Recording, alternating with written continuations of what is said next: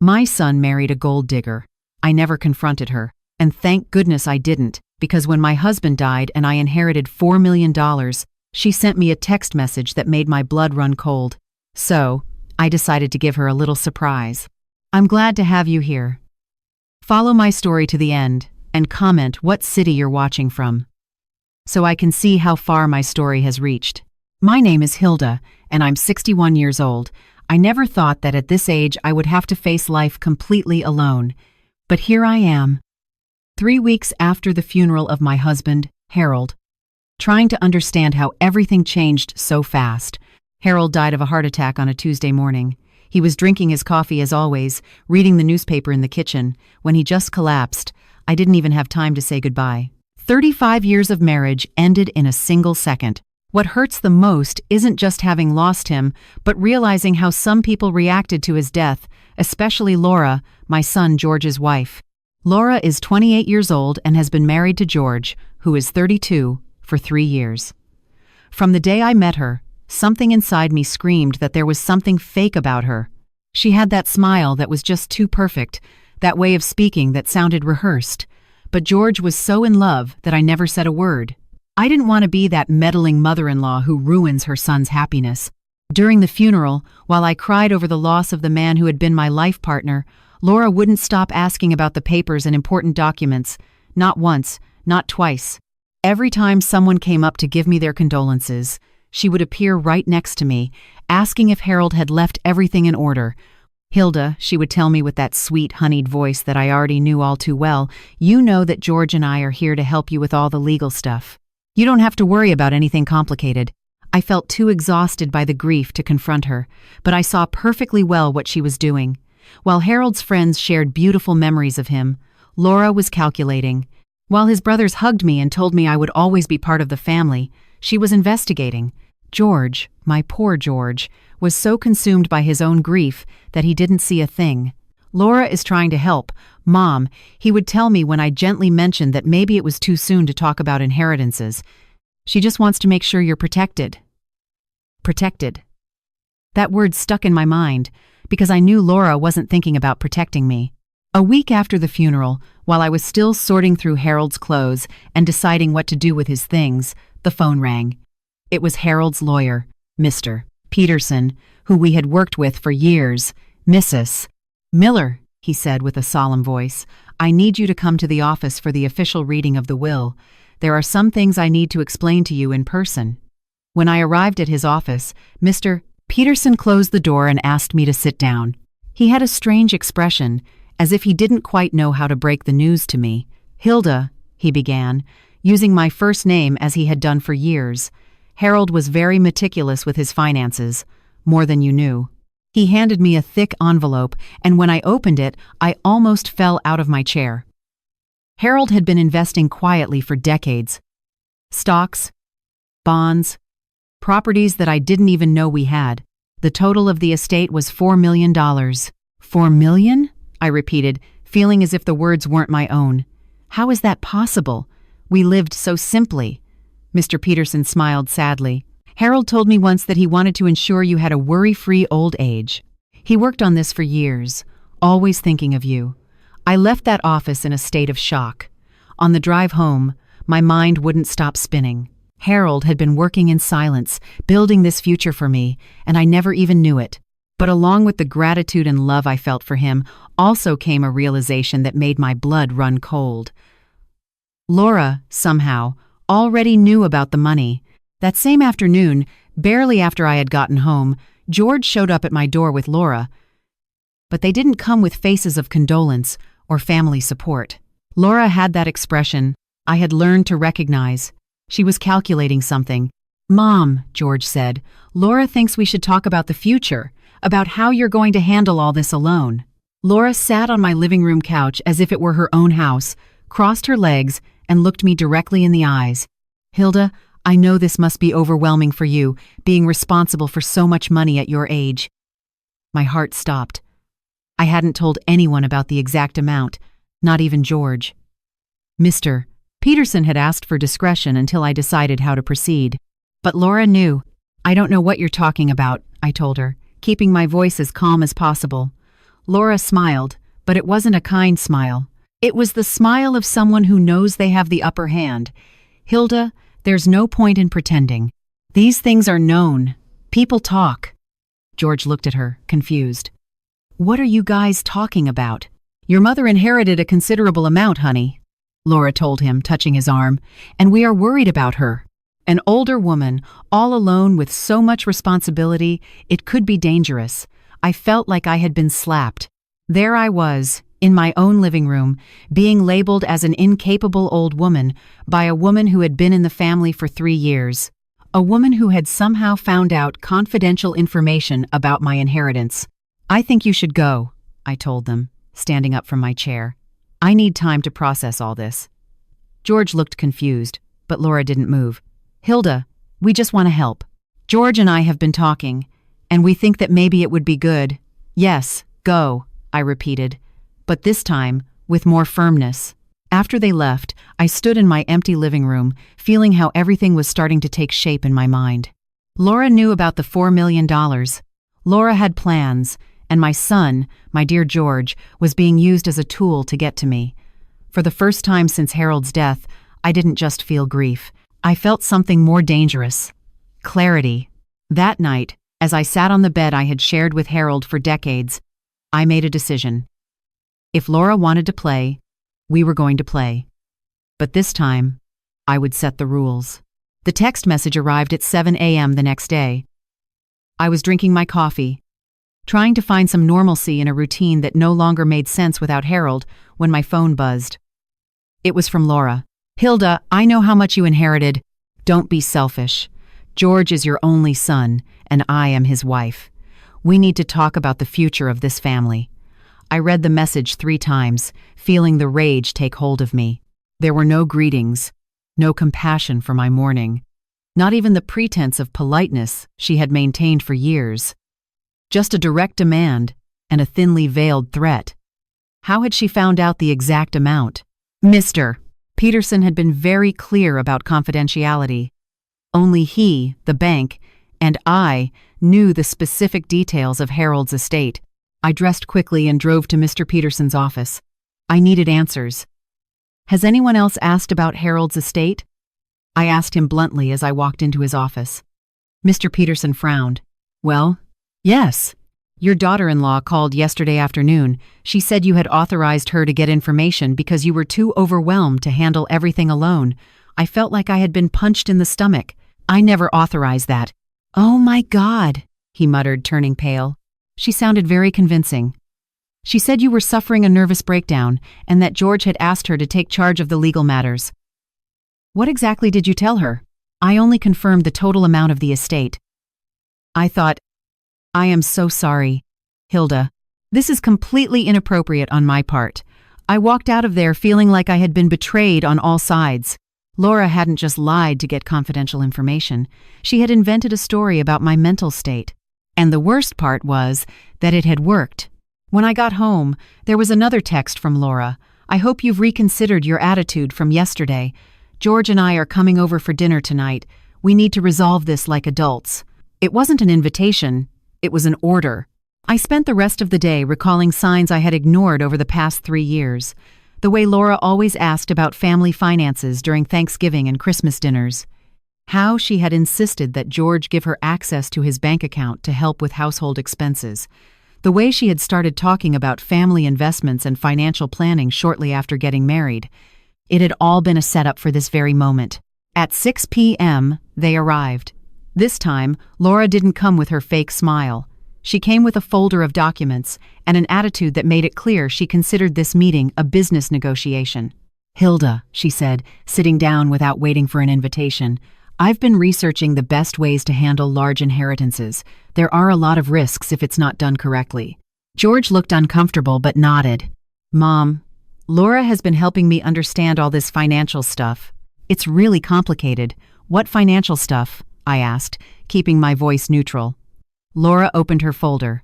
Well, first there are the estate taxes. You could lose up to 40% if you don't plan well. Then there's the issue of inflation, volatile investments. As she spoke, I realized something that terrified me. She had been preparing for this conversation for a long time. She knew specific financial terms, had statistics memorized, had researched tax laws. This wasn't a woman worried about her mother-in-law's well-being. This was a woman who had been planning for this exact moment. "And then there's your age," she continued, with a concern so fake it made me want to laugh. "Hilda, 61, is a vulnerable age. You could develop dementia, memory problems. It would be terrible if you made financial decisions that you'd regret later." "Laura is right, Mom," George said, and my heart broke a little more. "Maybe it would be better if we helped you manage part of the money. Not all of it, of course, but enough to ensure it's well invested." There it was, the real proposal. They didn't want to help me manage my inheritance. They wanted to control it. "How much do you consider to be enough?" I asked. Laura and George exchanged a rehearsed look. "Well," Laura said, "we thought that maybe $2 million would be a reasonable amount for George and me to manage. You would keep $2 million for your personal expenses, and we would make sure the rest grows for the family's future. Millions of dollars. Half of my inheritance." And they talked about it as if they were doing me a favor. "And what if I don't agree?" I asked. Laura's mask cracked for a second. "Well, I hope you'll be reasonable. George is your only son. When you're gone, it's all going to be his anyway. This would just be a way to ensure he's well taken care of starting now, for when you're no longer here." She hadn't even tried to disguise those words. She was talking about my death as if it were an upcoming inevitability. "I need time to think about it," I told them. "Of course," Laura said, closing her folder with satisfaction, "but not too much time. These financial matters are urgent."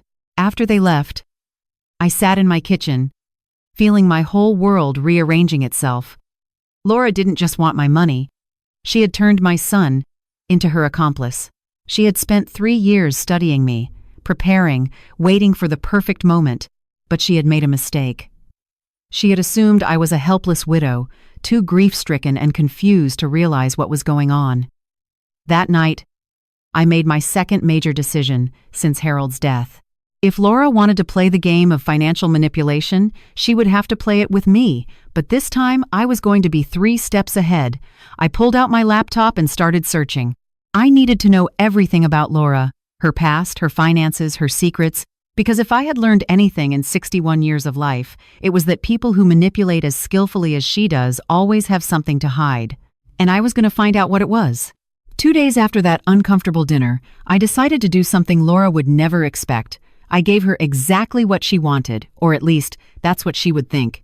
I called her at 9 a.m., using the most vulnerable tone of voice I could muster. "Laura, sweetheart, I've been thinking a lot about what you said. You're right. This is too much for me." I could hear the satisfaction in her voice when she answered. "Oh, Hilda, I'm so glad you've come to that conclusion. George and I just want what's best for you. Could you come over this afternoon? I'd like to discuss the details."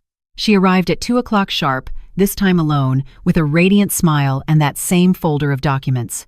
But now she seemed more relaxed, more confident. She thought she had won. "Hilda, you've made the right decision," she told me, sitting on the couch as if she already owned the place. "I've been talking to some financial advisors, and I think we can make those $2 million grow significantly."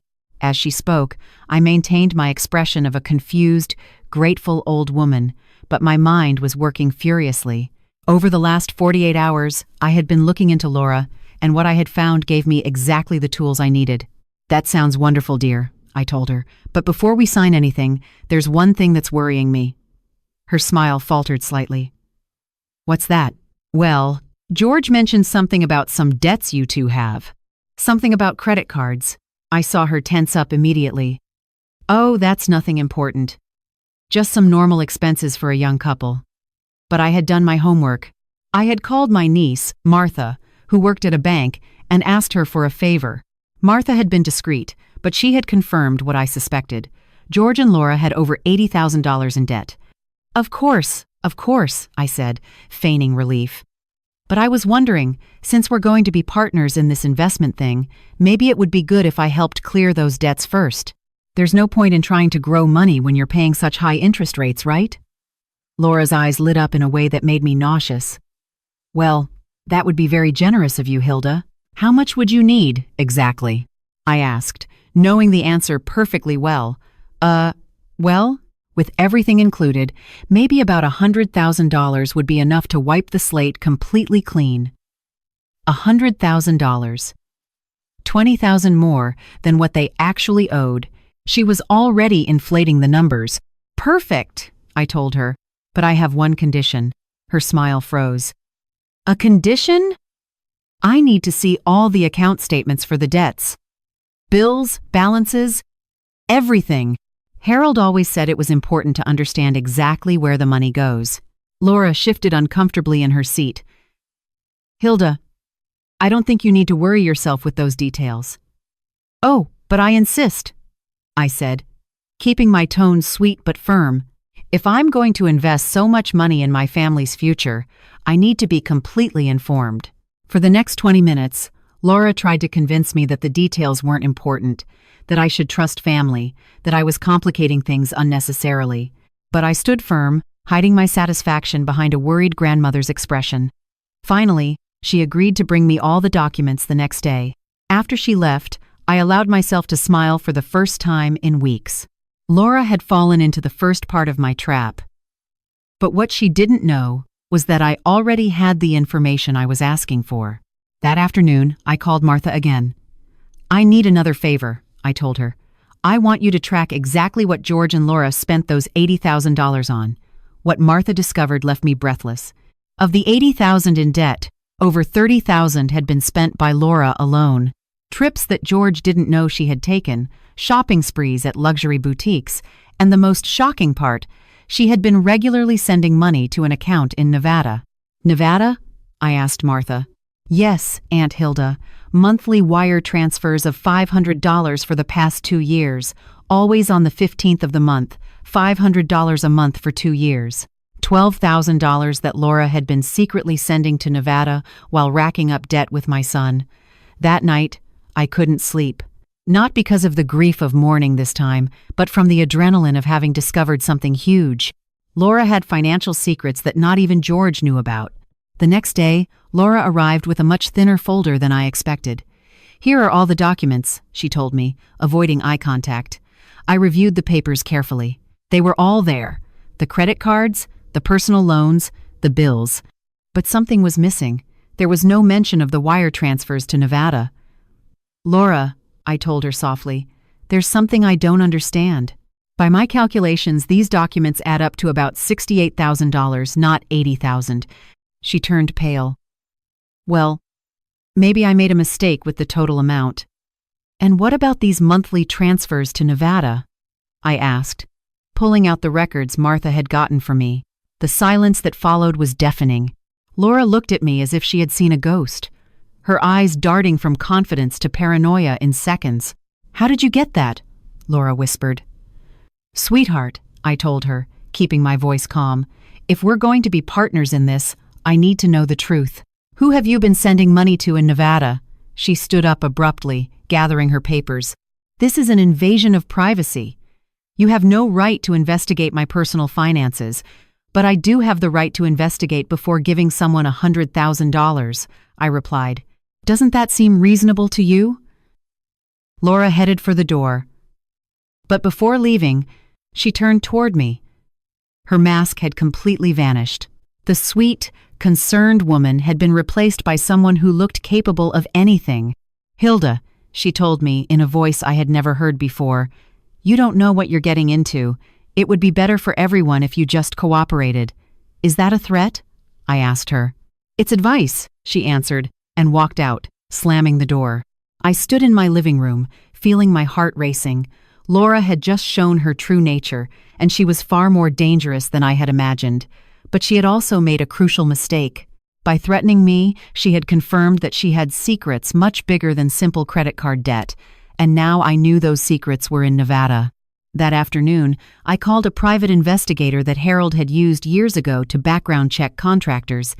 I need you to find out everything you can about a woman named Laura Henderson, I told him, giving him all the details I had, especially her history in Nevada.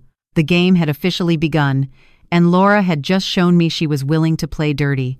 But what she didn't know was that I had been learning the rules for much longer than she thought. The private investigator called me 5 days later. His voice sounded tense when he said, "Mrs. Miller, we need to talk in person. What I found on Laura Henderson is complicated." We met at a discreet coffee shop on the other side of town. Rick Lawson was a man in his 50s who looked like he had seen too much in his line of work. When he sat across from me, he wore an expression that made me brace for the worst. "Mrs. Miller," he began, opening a thick file. "Laura Henderson is not who she says she is." My breath hitched. "What do you mean? Her real name is Laura Richmond. Before marrying your son, she was married to a man named Thomas Richmond in Las Vegas. A 63-year-old widower with a considerable fortune. The pieces started falling into place in my mind like a macabre jigsaw puzzle. What happened to that marriage?" Rick pulled out several photographs and documents. Thomas Richmond died of an accidental overdose of his heart medication 8 months after marrying Laura. She inherited $300,000 and the house. I felt the world tilt around me. Accidental overdose? Officially, yes. But there was an investigation. Thomas's family suspected Laura, especially because she had been pressuring him to change his will right before he died. However, they could never prove anything concrete. Rick continued flipping through documents. After Thomas's death, Laura sold the house, took the money, and disappeared from Nevada. That was 5 years ago. 3 years later, she showed up here and met George. And the money she's been sending to Nevada? Payments to a lawyer named Mitchell Barnes. She's been paying him $500 a month since she married your son. When I first contacted him, he didn't want to talk, but he finally admitted that Laura has him on retainer to keep quiet about certain aspects of her past. My hands shook as I held the photographs. One showed Laura at her first wedding, smiling radiantly next to an older man who looked frail. Another showed her at his funeral, dressed in black, but with an expression that looked less like grief and more like relief. "There's more," Rick said. "I've been looking into her activities since she got here. Laura has been deliberately racking up debt, but not from impulse shopping. She's been investing in life insurance policies that would benefit her if anything happened to George." My blood ran cold. What kind of policies? A $500,000 life insurance policy on George. Disability insurance, even accidental death coverage. She did all of this without him knowing, forging his signature on several documents. Now I understood everything. Laura wasn't just after my inheritance. She was orchestrating something much more sinister. "Have you found evidence that she's planning something against George?" Rick hesitated before answering. "No direct evidence. But I found something else. Laura has been researching blood pressure medications and their interactions. George takes medication for hypertension, right?" I nodded, feeling sick to my stomach. George had developed high blood pressure in his mid-20s. She's also been buying over-the-counter medications that can be dangerous when combined with George's meds. Always at different pharmacies, always paying in cash. I stood up from the table, feeling dizzy. "I have to warn George." "Mrs. Miller?" Rick stopped me, gently grabbing my arm.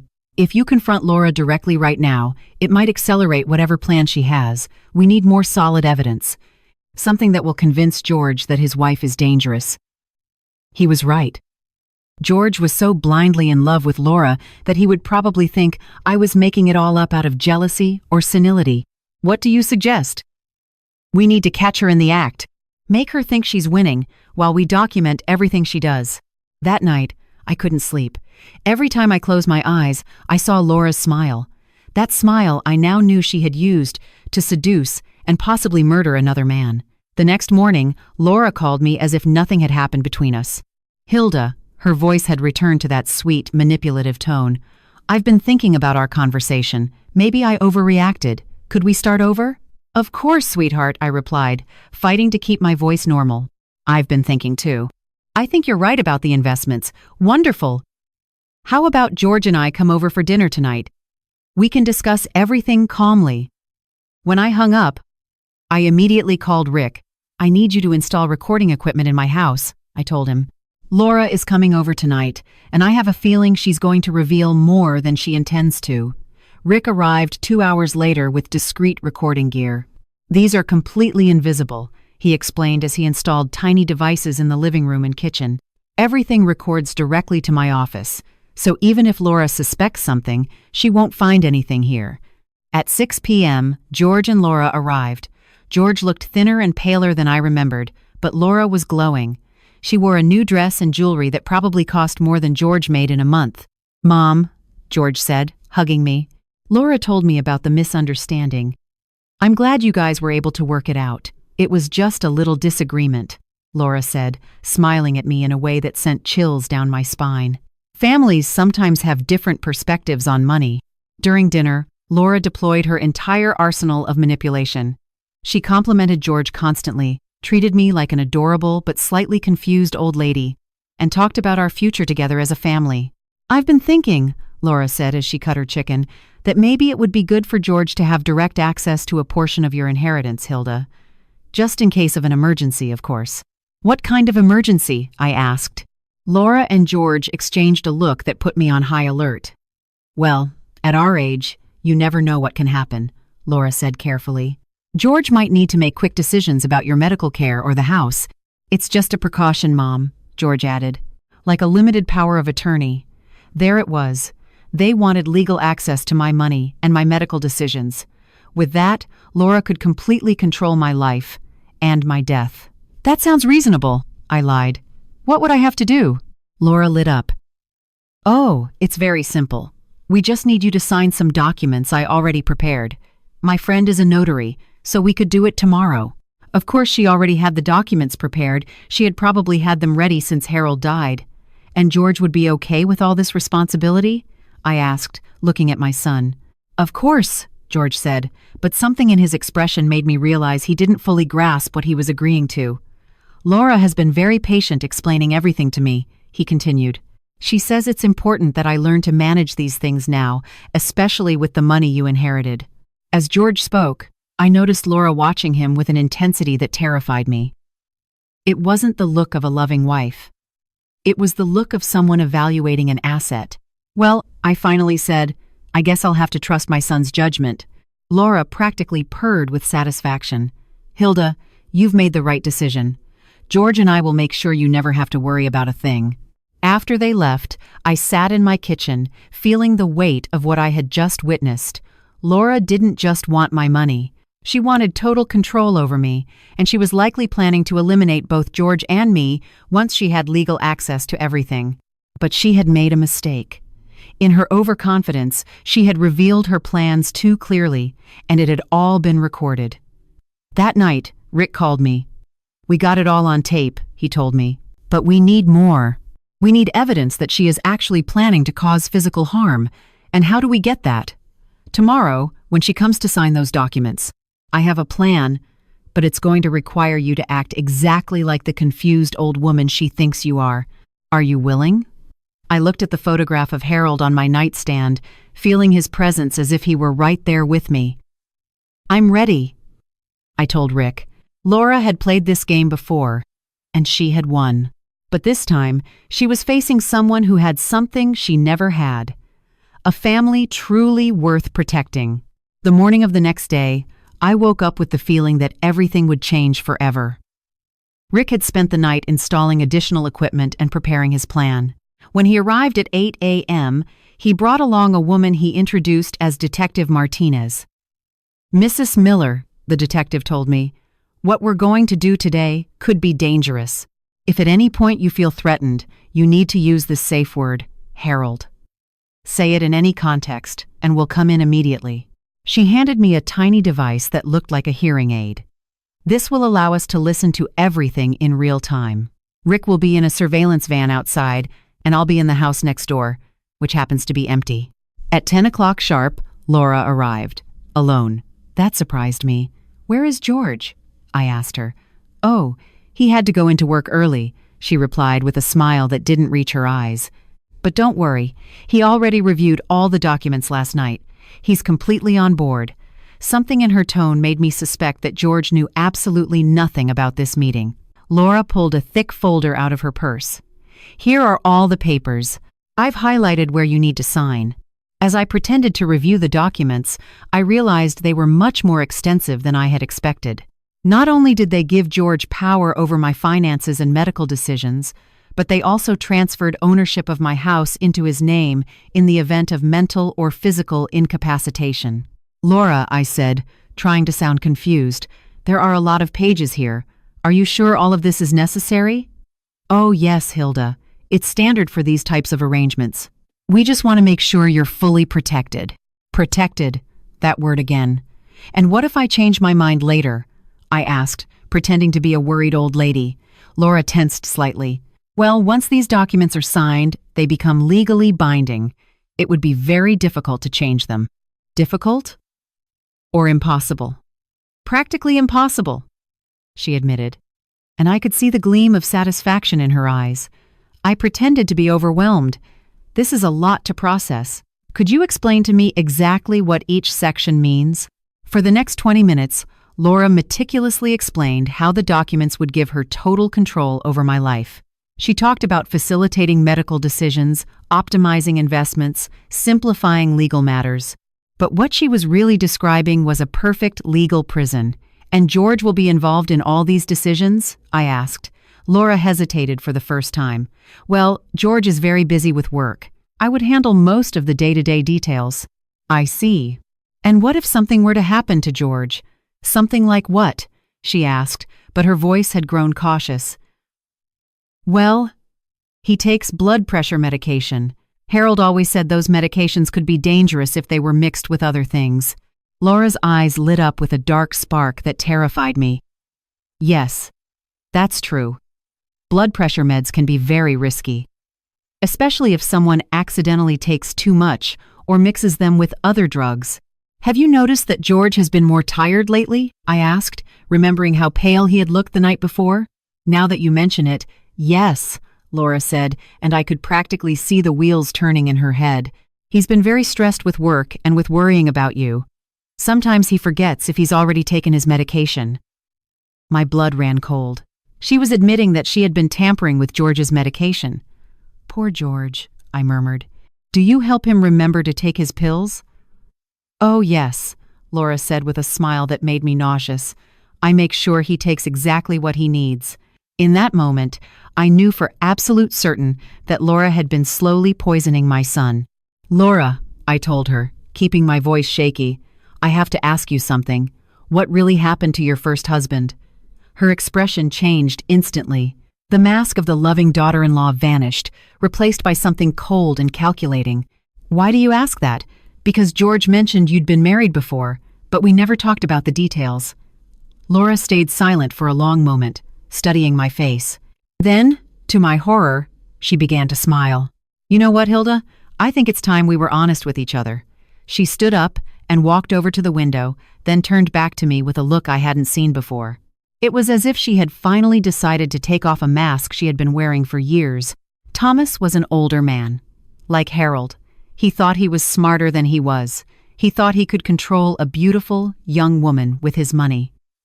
My breathing grew shallow as I listened. But Thomas had a heart condition. Just like George has a blood pressure condition. It's amazing how easy it is to help those problems accelerate.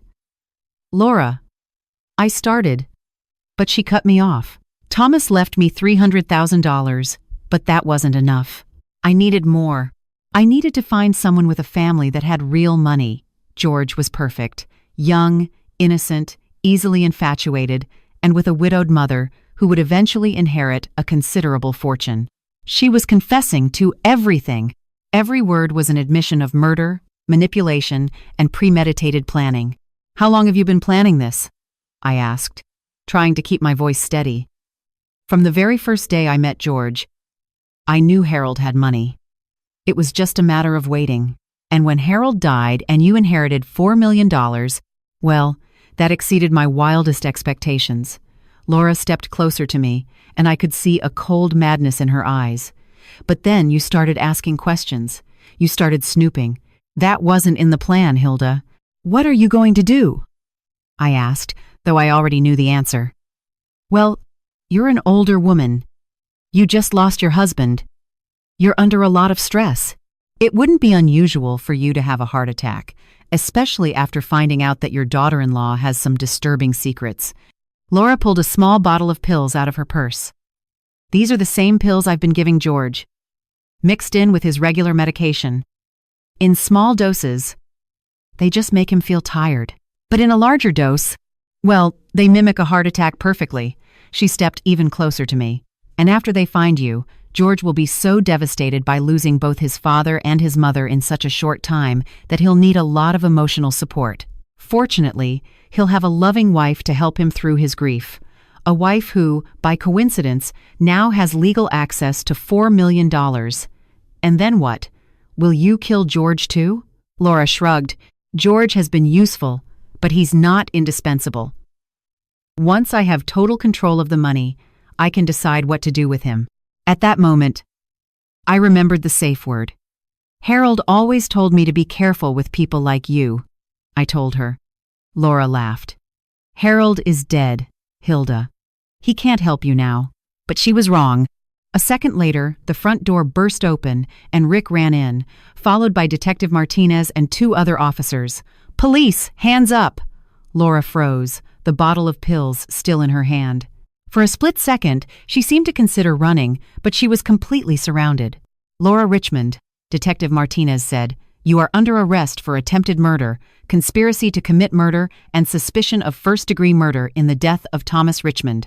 As they slapped the handcuffs on her, Laura glared at me with pure hatred. This isn't over, she screamed. George will never believe you. He loves me. George heard the whole conversation, Rick told her calmly. He's at the hospital right now, getting blood work done to determine exactly what you've been giving him. Laura's expression shifted from fury to absolute shock. She realized she had lost completely. As they led her away, I sat down in my living room, trembling. Not from fear, but from relief. Harold had been with me after all, in the form of the safe word that had saved my life. But I knew the hardest part was still yet to come. Helping George recover from nearly being murdered by the woman he loved. The hospital smelled of bleach and fear. I found George in the emergency waiting room, his head in his hands, looking more fragile than I had seen him since he was a little boy. When he saw me, he stood up and hugged me with a desperation that shattered my heart. Mom, he whispered against my shoulder. I can't believe it was true. I can't believe, Laura, that she... He couldn't finish the sentence. He broke down in my arms like he hadn't done since he was 8 years old and fell off his bike. I know, my sweet boy, I said, stroking his hair, just like when he was little. I know. The doctor who had been monitoring George walked over to us with a grave expression. Mr. Henderson, the blood tests confirmed our suspicions. You have dangerously high levels of digoxin in your system. What does that mean? George asked, though from his expression I knew he already dreaded the answer. Digoxin is a heart medication that can be lethal when combined with your blood pressure medication. At the levels we found in your blood, it's a miracle you didn't have a fatal heart attack. George sat down heavily. How long was she poisoning me? Based on how your body is processing the drug, we estimate you've been ingesting small but consistent doses for at least 6 months. 6 months. Laura had been slowly killing my son for half a year, while I just thought he looked tired from work. Will he recover completely? I asked the doctor. With time and the proper treatment, yes. But he's going to need to stay hospitalized for at least a week while we flush his system. That first night in the hospital, George and I finally had the conversation we had been avoiding for years. Mom, he said to me, while hooked up to several monitors, I'm so sorry. I should have listened to you about Laura. I should have seen the signs. There were no signs for you to see, I told him, taking his hand. She was an expert manipulator. She had done this before. But you knew, didn't you? You knew something was wrong. I sighed, thinking about how to answer. I didn't know specifically what was wrong. I just knew something didn't add up. But George, I want you to understand something. I never said anything, not because I didn't care about you, but because I cared about you too much. What do you mean? I wanted you to be happy. I saw how in love you were, and I thought that maybe I was just being paranoid. I thought maybe I was just a jealous mother-in-law who couldn't accept another woman being the most important person in your life. George squeezed my hand. You were never jealous, Mom. You were always protective. There's a difference. Over the next week, as George recovered, I took charge of cleaning up the mess Laura had left behind. Her belongings had to be packed up and stored as evidence. The fraudulent documents were voided. The debts she had racked up in George's name had to be disputed one by one. But the hardest part was helping George process emotionally what had happened.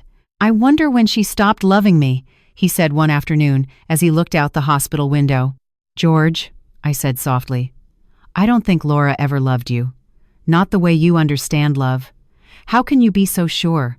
Because real love doesn't calculate. Real love doesn't plan to cause harm.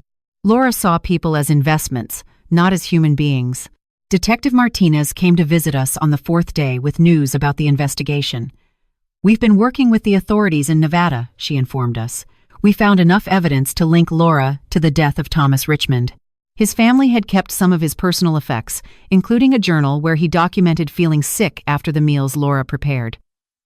"What does that mean for the case?" I asked. "It means Laura will likely be convicted of first-degree murder in Nevada, on top of the attempted murder charges here. She's going to be in prison for the rest of her life." George squeezed his eyes shut. "Good," he muttered. A week later, George was discharged from the hospital. I brought him to my house to recover, and for the first time in years, we were alone, without Laura's manipulative presence. "Mom," he said on his first night back, as we shared a simple dinner in my kitchen, "there's something I need to tell you." "What is it?" "These past few months, Laura had been pressuring me to ask you for money. She said we needed help with the debt. But now I realize she was just trying to get access to your inheritance." "I know," I told him. "Did you ever consider asking me?" George looked ashamed for a moment. "Yes." Laura was very convincing. "She made it all sound reasonable and necessary. And what stopped you?" "You," he answered immediately. "I remembered how hard you worked your whole life, how you always sacrificed for me. I couldn't ask you to sacrifice any more." I felt tears welling in my eyes. "George, I want you to know something. That money I inherited from your father. He saved it thinking about our future. My future, but also yours." "Mom, you don't need to. Let me finish," I interrupted him. "I'm going to use part of that money to make sure you never have to depend on anyone the way you depended on Laura. I'm going to help you get out of the debt she created, and I'm going to set up a trust that gives you financial security." "I can't accept that." "I'm not asking you," I told him firmly. "I'm telling you. But there are conditions." George looked at me curiously. "First, you're going to therapy. You need to process what happened with a professional. Second, no serious relationships for at least a year. You need time to heal and to learn to trust your own judgment again." George nodded. "Those seem like very reasonable conditions to me." 6 months later, I was sitting in my backyard, enjoying the afternoon sun and reading a book. George had followed my conditions to the letter. He was going to therapy twice a week, had paid off all of Laura's debts, and had moved into a new apartment where he could start fresh. My phone rang. It was George. "Mom," he said, and I could hear the smile in his voice. "Would you like to come over for dinner on Sunday? I want to cook you something special." "I would love to," I told him. "Any special occasion?" "Yes," he replied. "I want to celebrate that we've been a real family again for 6 months. After hanging up, I sat in my garden, reflecting on everything that had happened. Laura had tried to destroy my family, to rob us not only of our money, but of our lives. She had been willing to kill for greed. But she had underestimated the power of true love. She had underestimated the fierce strength of a mother protecting her child. And she had underestimated my ability to play her own game better than she did. Now, Laura was in prison for life. George was healthy and healing. And I had something no amount of money could buy: peace. That night, I took out the last letter Harold had written me before he died. It was something I had saved for a moment when I truly needed it. "My dearest Hilda," the letter read, "if you are reading this, it means I am no longer with you. But I want you to know that the life we built together, the love we shared, and especially the wonderful son we raised, are my most precious legacy. I trust you to use everything I leave behind to protect what matters most: our family. I love you forever, Harold." I folded the letter carefully and put it in the drawer, right next to a photograph of George smiling on his last birthday before Laura entered our lives. For the first time since Harold's death, I felt completely at peace. I had protected my son. I had preserved our family. and I had proven that patience and wisdom could defeat even the most calculating manipulators. Laura had played a dangerous game, but she had forgotten one fundamental truth.